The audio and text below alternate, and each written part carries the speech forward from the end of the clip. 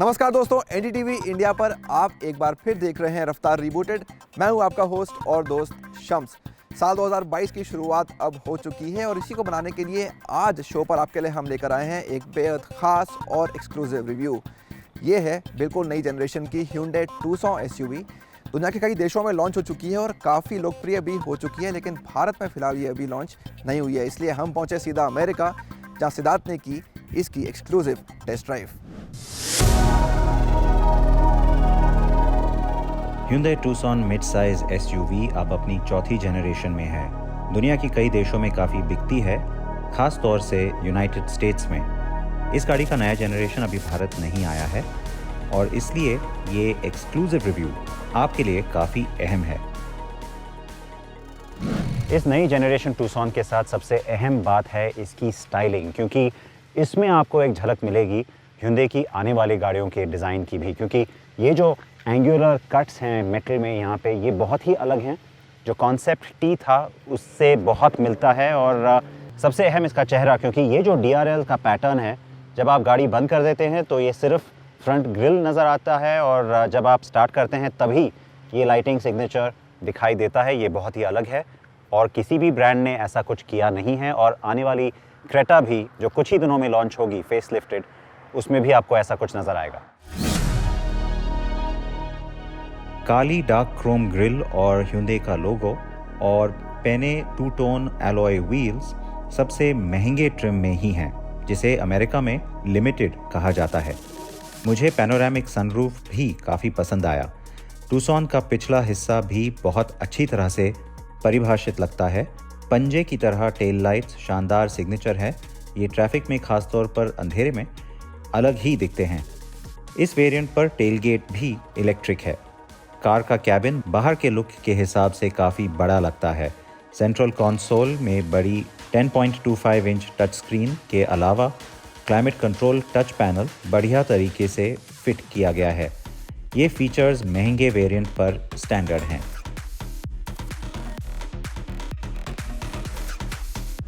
Car के cabin में कुछ ऐसी चीज़ें हैं जो बिल्कुल नई हैं स्टाइलिंग के तौर पे, और कुछ ऐसी चीज़ें हैं जो आप देख चुके हैं खास करके अल्काज़ार पर।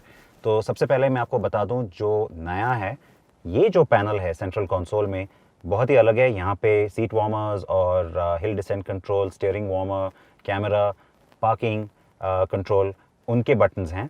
ड्राइव मोड और फिर ट्रांसमिशन सिर्फ बटन वाला। तो ये शायद एक नई चीज़ है जो कि आप आने वाले Hyundai कार्स में ज़्यादा देखेंगे, सिर्फ बटन्स, ना कि एक lever. Cup holders, wireless charger जो एक एंगल पे है अल्काज़ार की तरह, और फिर टच स्क्रीन और वर्चुअल क्लस्टर। इनमें काफ़ी चीज़ें ऐसी हैं जो आप देख चुके हैं, कुछ नए ग्राफिक्स ज़रूर हैं। ओवरऑल इसका लेआउट काफ़ी अच्छा है और ये जो air conditioning climate control unit है उसका भी एक टच पैनल दिया गया है।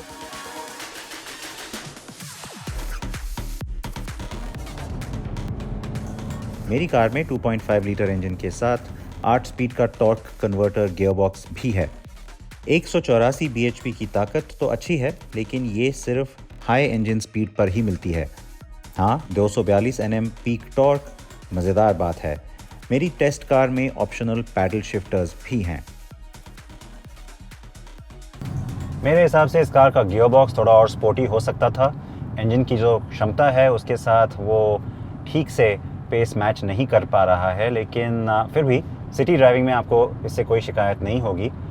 कहना होगा कि पिछली Tucson से ये है तो काफ़ी ज़्यादा स्पोर्टी कार, और जो आपको रोड का व्यू मिलता है, जो कमांडिंग ड्राइविंग पोजीशन है SUV वाली, वो भी काफ़ी बढ़िया है। बढ़िया रिफाइनमेंट और आराम के चलते कार एक मज़ेदार ड्राइव देती है।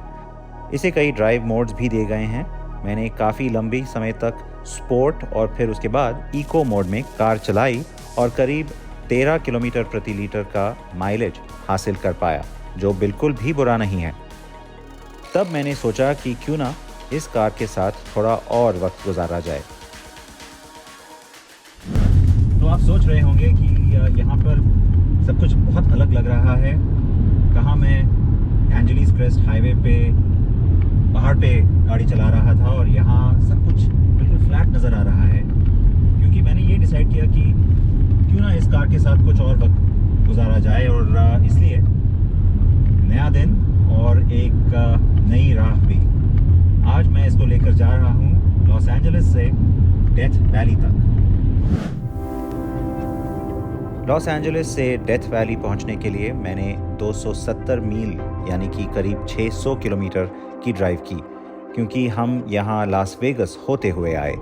इस लंबे सफ़र में ADAS यानी कि एडवांस्ड ड्राइवर असिस्टेंस सिस्टम्स ने काफ़ी मदद की, जो लिमिटेड वेरिएंट पर स्टैंडर्ड है। इस कार में सेमी ऑटोनोमस फीचर्स काफ़ी सारे हैं। जो लेन कीप असिस्ट का फीचर है खास करके मुझे पसंद आया, क्योंकि इसमें आप काफ़ी हद तक इस सिस्टम पर रिलाई कर सकते हैं। मैंने अपने स्टीयरिंग को छोड़कर हाथ ऐसे पीछे पकड़े थे कुछ देर के लिए, और काफ़ी वक्त तक कार अपने आप गाड़ी को बिल्कुल सटीक तरीके से लेन में रख कर आगे की तरफ चल रही थी। लेकिन सेफ्टी के मामले में अगर कोई भी कमी हो तो अच्छी बात नहीं है, इसलिए आपको हमेशा अपने हाथ स्टीयरिंग व्हील पे ज़रूर रखने चाहिए। टूसॉन पर collision avoidance, blind spot detection और उसके कैमरा व्यूज़, ABS यानी कि एंटी लॉक ब्रेकिंग, ESC यानी कि स्टेबिलिटी कंट्रोल, ट्रैक्शन कंट्रोल और 7 एयरबैग्स दिए गए हैं। और इस सबसे महंगे वेरिएंट में एक और ख़ास फीचर है जिसने भारत में पिछली जनरेशन टूसॉन की बिक्री में काफ़ी मदद की थी। एक बार आप डेथ वैली में प्रवेश करते हैं तो उसके बाद आपको काफ़ी सारे एलिवेशन चेंजेस यानी कि ऊंचाइयां और ढलानों पर गाड़ी को चलाना पड़ता है। इसलिए अच्छी बात है कि आज जो मेरे पास मॉडल है उसमें H ट्रैक यानी कि ऑल व्हील ड्राइव की क्षमता बनी हुई है। टूसॉन एक बहुत ही आरामदेह कार है। ये इस्तेमाल करने में आसान है, जो इसे काफ़ी पॉपुलर बनाता है। इसकी अलग डिज़ाइन भी इसे लोकप्रियता देने में मदद करती है। कुल मिलाकर मैंने टूसॉन को 3 दिन और करीब 800 किलोमीटर चलाया। इतना समय बिताने के बाद कोई भी कार बेहतर तरीके से समझ में आती है। ये वो हालिया Hyundai कारों में से एक है जिसने आलोचकों और ख़रीदारों दोनों को शिकायत का मौका नहीं दिया है, और इसलिए मुझे इसके भारत आने का इंतज़ार रहेगा। मेरे हिसाब से ये 2022 के मध्य तक आएगी, और जो कार मैंने आपको दिखाई है आप वही फीचर्स और वेरिएंट्स की उम्मीद कर सकते हैं। कीमतें 26 से 28 लाख रुपए एक्स शोरूम्स के बीच होने की आशा है।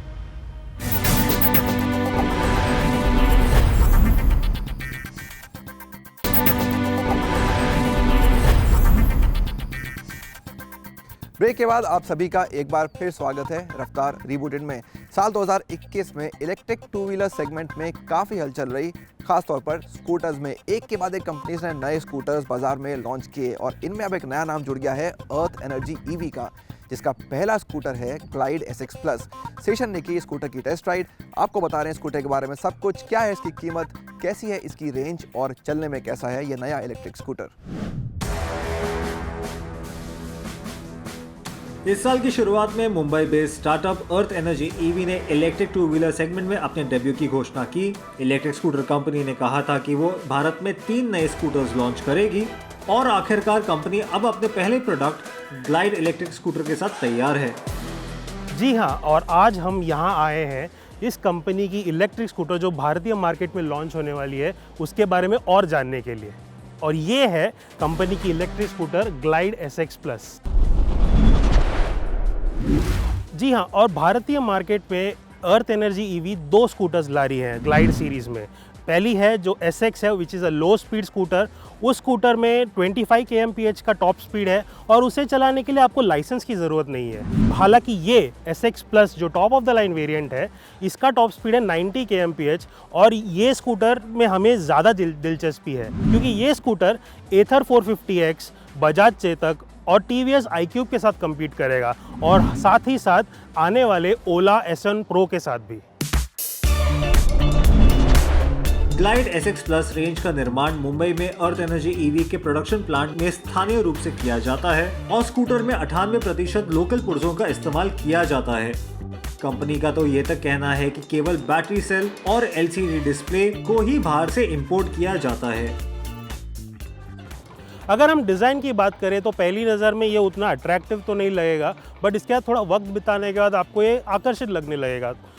इसका डिज़ाइन काफ़ी कर्वी है, थोड़ा बल्की सा लगता है, जो लोगों को आकर्षित करता है। और ये इसका जो ड्यूल टोन ऑप्शन है आपको सारे ही कलर्स में मिलता है, बट ये रेड कलर में काफ़ी अच्छा दिखता है। सीट की बात करें तो काफ़ी नाइस और वाइड है, और इसको खोलने के लिए आपको इग्निशन स्विच से ही एक्सेस है, तो इसको घुमाने पे ये खुल सकता है। दोनों ही टायर्स में आपको डिस्क ब्रेक मिलते हैं, और इस मिरर्स की बात करें तो अच्छे तो हैं बट ये थोड़े छोटे लगते हैं। दोनों ही स्कूटरों में एक 5 इंच का वर्टिकल LCD इंस्ट्रूमेंट डिस्प्ले दिया गया है, जो speed, range, riding mode, temperature, battery health सहित सभी जरूरी जानकारी दिखाता है। इसके अलावा इसमें आपको ब्लूटूथ कनेक्टिविटी का विकल्प और डार्क मोड भी मिलता है, जिससे आप अपने फ़ोन को कनेक्ट करके नोटिफिकेशन और टर्न बाय टर्न नेविगेशन का इस्तेमाल भी कर सकते हैं। SX Plus 3 riding mode eco, ride और प्रो के साथ आता है। वहीं इसका छोटा वेरिएंट SX में 2 राइडिंग मोड आते हैं, इको और प्रो। खास बात यह है कि इन इलेक्ट्रिक स्कूटर्स में एक रिवर्स फंक्शन भी ऑफर किया गया है। ये ग्लाइड SX Plus एक 3.9 किलोवाट आवर बैटरी के साथ आती है, जो यहाँ फुटबोर्ड में प्लेस्ड है, और उसका यूजेबल कैपेसिटी 3.75 किलोवाट आवर है। बैटरी इलेक्ट्रिक मोटर को चार्ज करके 4.2 किलोवाट का पावर देती है, जो कि 6 bhp के अराउंड है, बट इसका टॉर्क की बात करें तो 104 न्यूटन मीटर्स का टॉर्क देता है।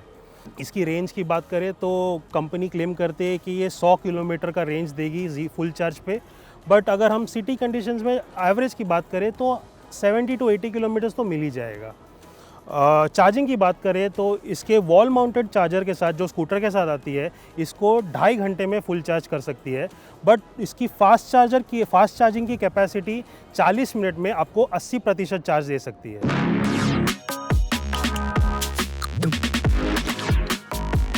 स्कूटर को 18 litre under seat storage capacity के साथ पेश किया गया है, जो काफी अच्छा है, और चाहे कुछ किराने का सामान हो या एक छोटा हैंडबैग या फिर एक हाफ फेस हेलमेट, ये सब इसमें आसानी से समा जाएगा। लेकिन अगर आपके पास एक फुल साइज हेलमेट है तो वो इसमें नहीं आ पाएगा। इसके अलावा अंडर सीट स्टोरेज एरिया में कोई लाइट भी नहीं दी गई है। ग्लाइड SX जो इसका एंट्री लेवल वेरिएंट है, वो अपने बड़े भाई के बराबर की बैटरी की क्षमता रखता है। हालांकि इसमें छोटा इलेक्ट्रिक मोटर दिया गया है, जो 1 bhp से कम ताकत जनरेट करता है। वहीं ये मोटर 74 न्यूटन मीटर का पीक टॉर्क बनाता है, इसलिए ही इसका शुरुआती एक्सेलरेशन काफी शानदार है। स्कूटर की टॉप स्पीड इलेक्ट्रॉनिक रूप से 25 किलोमीटर प्रति घंटे तक सीमित रखी गई है। हालांकि SX सिंगल चार्ज पर 150 किलोमीटर तक की शानदार ड्राइविंग रेंज देने के लिए सक्षम है।